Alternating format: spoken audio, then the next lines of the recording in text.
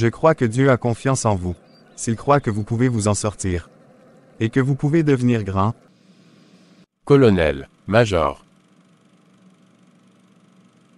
Je suis très fier de ce que tu es devenu mon frère.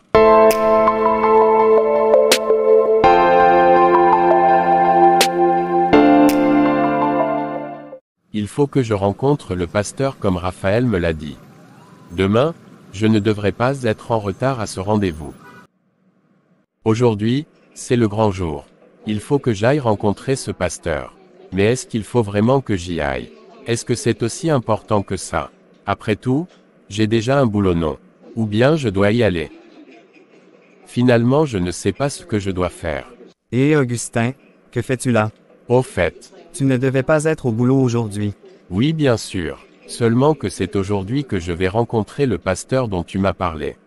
Et tu fais quoi? L'heure n'est pas passée. C'est compliqué, Raphaël. Je ne suis plus sûr d'y aller. Tu me dis quoi là? Comment tu n'es plus sûr d'y aller? Pourquoi tu n'es plus sûr de te rendre là-bas? C'est que je ne sens pas bien. Donc je me dis qu'on pourrait reporter notre rencontre et après on reprogrammera. C'est tout. Attends, tu ne te sens pas bien. Et qu'est-ce que tu as? Arrête de me poser toutes ces questions. Tu as quoi au juste? Je te dis que je ne me sens pas bien. Ah bon? Bonjour pasteur. Bonjour monsieur Raphaël. Comment vous portez-vous? Je vais bien pasteur. Merci beaucoup. J'ose croire que vous allez très bien aussi. Oui, je vais très bien par la grâce. Alors que me vaut l'honneur de votre appel? Oui, je vous appelle ce matin parce que vous êtes censé rencontrer mon frère Augustin aujourd'hui. Mais à la dernière minute, il prétend ne pas se sentir bien et demande de reporter votre rencontre. Ah bon? Oui, mais je crois que ce sont des alibis de sa part. Que pouvons-nous faire alors? Je me dis que c'est sûr que c'est encore son état qui commence encore à se dégrader. Mais il ne voudra rien entendre. Je te comprends. Alors pasteur, que pensez-vous que nous pouvions faire? Est-ce qu'il serait possible que vous veniez jusque chez nous? Bon, en toute franchise, je suis vraiment occupé ces temps-ci. Mais comme Gédéon a vivement souhaité que je rencontre votre frère en question, je vais essayer de revoir mon programme et nous verrons. Ok d'accord pasteur. Merci beaucoup pour votre effort. À nous revoir alors. Bienvenue à vous pasteur. Je suis reconnaissant que vous ayez fait le déplacement pour vous rendre jusqu'ici. Merci beaucoup. Merci mon frère. Je t'en prie. Tu n'es pas à me remercier. Bon, sans tarder, nous allons nous mettre. Ok d'accord. Alors, dites-moi, de quoi s'agit-il? Quel est le problème de votre frère? Je veux dire, comment est-ce que les choses se passent pour lui? Qu'est-ce que vous constatez? Au fait, Augustin, c'est un bon gars. À l'école il était toujours parmi les meilleurs. Mais alors que nous avons tous eu nos diplômes universitaires, lui son master en ingénierie, plus rien n'est resté comme avant. On a commencé par ressentir de la paresse quelquefois dans ses agissements. Il ne progresse plus, et, les emplois qu'il rate, ce n'est pas parce qu'il fait quelque chose de mal dans ses structures. Donc, du jour au lendemain, il se retrouve licencié. Et franchement, on ne sait plus quoi faire. Je vous comprends. J'aimerais bien discuter avec lui en personne. Mais avant, je vais vous dire quelque chose. Vous savez, le monde dans lequel nous sommes, ne nous appartient pas et vous savez, tout ce monde, le monde entier, est sous la puissance du mauvais. C'est pour vous dire que vous ne pouvez pas vous en sortir dans ce monde, sur cette terre si vous continuez par faire les choses comme vous le faites toujours. Parce que ce que vous faites depuis, ne vous a amené à aucun résultat. D'accord pasteur, mais alors pasteur, qu'est-ce que vous essayez de me dire par cette phrase? Avant de continuer, j'aimerais vous poser une question. Quel est votre plus grand défi spirituel? Est-ce que vous en avez eu? Oh oui bien sûr. J'avoue que ce ne sont pas des choses faciles. Alors dites-moi, de quoi s'agissait-il? Au fait, comme pour la plupart des jeunes je pense que c'était le sexe. J'ai vraiment eu du mal à me débarrasser de la masturbation. Parce que je m'étais interdit d'avoir des relations intimes hors du mariage. Mais cependant, j'ai eu vraiment du mal à me débarrasser de ce mal. Avec la grâce de Dieu j'ai pu m'en débarrasser. Vous voyez, je te comprends mon frère. Vous savez pourquoi je vous ai posé cette question? Non pasteur, dites-moi. Eh bien, vous savez, le siècle dans lequel nous sommes est très dangereux. Le monde est très mauvais et très méchant. Si vous restez faible, vous serez la victime. Et ça il y a aucun doute là-dessus. Vous avez raison pasteur. Les choses que vous m'avez dites sur votre frère et mon analyse de la situation montrent qu'il a un problème. Ce n'est pas aussi simple que ça. Ce monde n'est pas que physique, vous le savez bien que moi. Et si vous voulez réussir, vous avez l'obligation de grandir aussi en spiritualité. Vous devez vous débarrasser de beaucoup de choses qui peuvent compromettre l'accomplissement de votre destinée. Oui, c'est vrai. Vous avez raison, pasteur. Le plus gros problème ici, c'est d'arriver à se débarrasser de ces mâles comme vous le dites. Je vous comprends quand vous parlez ainsi. Laissez-moi vous raconter une petite histoire. Elle n'est pas petite mais bon. Je vais juste vous dire les grandes lignes. Eh bien, je serai encore heureux d'apprendre de vous. Je vous écoute donc. Un jeune garçon, alors qu'il s'était rendu en voyage quand il était tout petit, avait appris de ses cousins comme se masturber. Pour eux, ce n'était que du plaisir et de l'amusement. Et c'était bien. Ils ne savaient pas que c'était un mal, un péché. Malheureusement, une fois revenu de ses vacances, ce petit garçon qui n'avait rien demandé à la vie, s'est vu pris par un piège.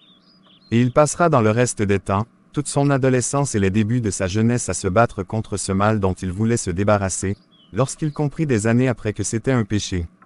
Il ne pouvait plus s'en sortir. Il tombait et retombait à chaque fois qu'il finissait de prier. Je vois, pasteur, c'est triste. Oui, vous savez, aujourd'hui, les élèves regardent toutes sortes de choses obscènes sur leurs smartphones et autres, même en classe dans leurs écoles. Ils en parlent et n'en ont pas honte. Pourquoi? Parce que le diable a rendu tout cela légal et normal. Et c'est pourquoi il devient encore plus difficile pour le chrétien d'observer les commandements de Dieu. Pourtant, sa parole nous dit dans le livre de 1 Jean le chapitre 5, que ces commandements ne sont pas pénibles. Nous pouvons nous en débarrasser. Nous pouvons y arriver. Si nous recevons la puissance de Dieu au travers de sa parole, si nous refusons d'être les victimes et de subir les attaques du diable, si nous utilisons la foi, notre foi, qui triomphe du monde et que nous gardons en nous la merveilleuse et précieuse de Jésus-Christ, si nous reconnaissons qu'il est le Fils de Dieu et que par cette connaissance, nous sommes nés de Dieu, si nous nous évertuons dans la prière à repousser l'ogne de nous les œuvres, les flèches du diable, et que nous maintenons notre position, refusant de nous laisser distraire par quoi que ce soit ou même qui que ce soit, mon frère Raphaël, nous serons véritablement, plus que des vainqueurs. Parce que nous triompherons du monde, de ses désirs et de toutes les autres choses pour de vrai. Et rien ne pourra nous arrêter. Waouh, vous avez raison, pasteur. Nous avons besoin de plus de concentration. Oui, mon frère. De concentration mais de bien plus. Vous savez, nous avons besoin de Romains chapitre 6, le verset 4. Votre frère en a besoin. Nous tous, en avons besoin. Et que dit ce passage, pasteur? Eh bien, ce passage nous dit que, comme Christ est ressuscité des morts par la gloire du Père, de même nous aussi nous sommes appelés à marcher en nouveauté de vie. Je comprends mieux les choses, pasteur. Merci vraiment d'être venu chez nous aujourd'hui. Eh bien, laissez-moi voir votre frère à présent, que je discute avec lui. Absolument, pasteur. C'est pour lui que vous êtes là. Augustin, tu es là. J'ai quelque chose pour toi. Comme tu as feinté le pasteur, lui-même est là pour te voir. Hein? Comment? Le pasteur est ici. Oui, il t'attend dans le salon. Oh mon Dieu! Bienvenue à vous, pasteur. Oh mon frère, merci. Comment allez-vous? Nous devrions nous rencontrer mais je ne vous ai pas vu. Oui, j'ai eu des maux de tête à la dernière minute, moi-même je n'ai pas compris. Ah bon, ok d'accord, je vois. Cependant, je suis là maintenant. Parlez-moi un peu de vous. Comment vous portez-vous psychologiquement? Est-ce que vous avez confiance en vous? C'est un peu compliqué de répondre, vous savez. Dites-moi qu'est-ce qui est difficile pour vous ces temps-ci? C'est un peu compliqué d'en parler. C'est vrai que ce n'est pas facile pour moi. Vous devez avoir le courage de parler de vos difficultés. C'est seulement comme ça que vous pourrez avoir du soutien. Je vous comprends. Si vous le voulez bien, est-ce qu'on peut sortir de la maison? Mais si vous vous sentirez beaucoup plus à l'aise ailleurs, allons-y. Alors, nous y voilà. Je suis entièrement à votre écoute, très cher Augustin. Merci, pasteur. Dites-moi, qu'est-ce qui vous arrive? En réalité, pasteur, depuis un nombre d'années déjà, c'est compliqué pour moi, c'est difficile pour moi d'arrêter de regarder des vidéos et images pornographiques. Et je me masturbe, ça me fait honte, j'ai mal de le faire. Mais je n'arrive pas à m'en débarrasser. Je n'arrive jamais à tenir tête à cela. Alors c'était ça, je vous comprends totalement mon frère. Mais pasteur, pourquoi c'est si difficile? Pour certaines personnes, ce n'est pas du tout un problème. Mais pourquoi à moi, c'est si compliqué? Je ne comprends pas, ça m'affaiblit, je n'arrive plus à prier, à faire tout ce qu'il faut comme il le faut. Je vois. Mais ce qui me rend encore triste, c'est que malgré tout ça, Dieu fait des fois des choses pour moi comme pour me dire qu'il m'aime toujours. Mais en même temps, je lui en veux, parce que je me dis qu'il a la force de me délivrer de ce mal, pourtant, il ne le fait pas. Pourquoi? Je comprends vos émotions mon frère. Voyez-moi aujourd'hui comme étant envoyé de Dieu pour vous aider à vous en sortir définitivement. Vous allez y arriver. D'accord. J'aimerais vous poser une question. Est-ce que vous connaissez le passage de la Bible qui parle de Joseph et de la femme de Potiphar? Oui, je connais bien ce passage. D'accord, vous savez, c'est ce que Joseph a fait que nous sommes appelés aussi à faire. Fuir, courir, ne pas rester au même endroit que la tentation. Ne pas rester à cet endroit, dans ce lieu où nous sommes susceptibles de pécher. Nous devons partir sans regarder derrière. D'accord. Ce n'est pas facile, je vous l'accorde. Mais lorsque vous vous rendez compte que votre vie en dépend, que l'accomplissement des promesses que Dieu vous a faites en dépend, alors, cher Augustin, vous devez serrer les dents et vous devez refuser de nourrir votre chair et ses plaisirs et chercher plutôt à faire grandir votre esprit. C'est seulement comme ça que vous y arriverez. Et le force pour tenir dans cette décision que vous prenez, vous la puisez dans la prière, dans une vie de prière. D'accord, pasteur. Augustin, vous avez une destinée incroyable qui vous attend. Mais le diable s'est levé contre votre vie. Le monde des ténèbres ne veut pas vous voir réussir. Vous voyez tout ce qui vous arrive. Eh bien, Satan trouvait une faille au travers de ce péché pour détruire vos chances, fermer vos portes de bénédiction, et rendre votre vie misérable. Ô Seigneur, aide-moi s'il te plaît. Mais, ce qui est pire avec tout ça, c'est qu'à un moment, Dieu aussi peut se lasser de vous. Parce qu'il a investi en vous. Jésus est mort pour vous. Vous devez vivre votre affranchissement. Mais si ce n'est pas le cas, vous n'arrivez à rien réaliser, alors vous occupez inutilement la terre, votre présence n'a pas de valeur et donc comme un arbre, on vous coupe. Mais, je crois de tout mon cœur, que Dieu veut faire de vous et avec vous des exploits. Je crois que Dieu a confiance en vous, s'il croit que vous pouvez vous en sortir. Et que vous pouvez devenir grand, semblable au Fils de Dieu et reflétant la gloire de Dieu. Je vous le dis, parce que moi aussi, j'ai traversé ce que vous vivez aujourd'hui. Mais la miséricorde de Dieu m'a délivré. Alors, au milieu de ce monde obscur, vous pouvez faire la différence.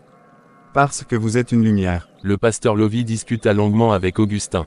Il comprit et s'engagea corps et âme dans sa transformation, croyant qu'avec l'aide de l'Esprit de Dieu, il s'en sortirait. Toute la vie d'Augustin se métamorphosa.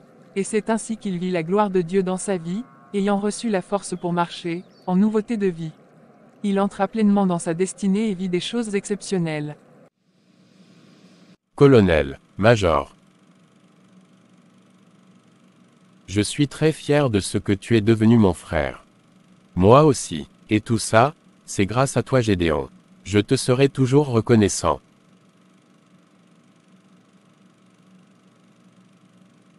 Remercions le Seigneur pour ses merveilles. Oui, Satan a échoué. Totalement. Gloire à Dieu. Augustin devint aussi un pilote de renom. Et il s'engagea dans beaucoup d'œuvres. Il réussit sa vie aux côtés de sa charmante femme Flora qu'il rencontra à la Havane au Cuba, lors d'un voyage. Ils eurent de beaux et très intelligents enfants. Raphaël, le frère d'Augustin, partit vivre à Washington aux USA où il continuait ses affaires. Gédéon et sa femme Lucie, la détective, eurent un foyer épanoui.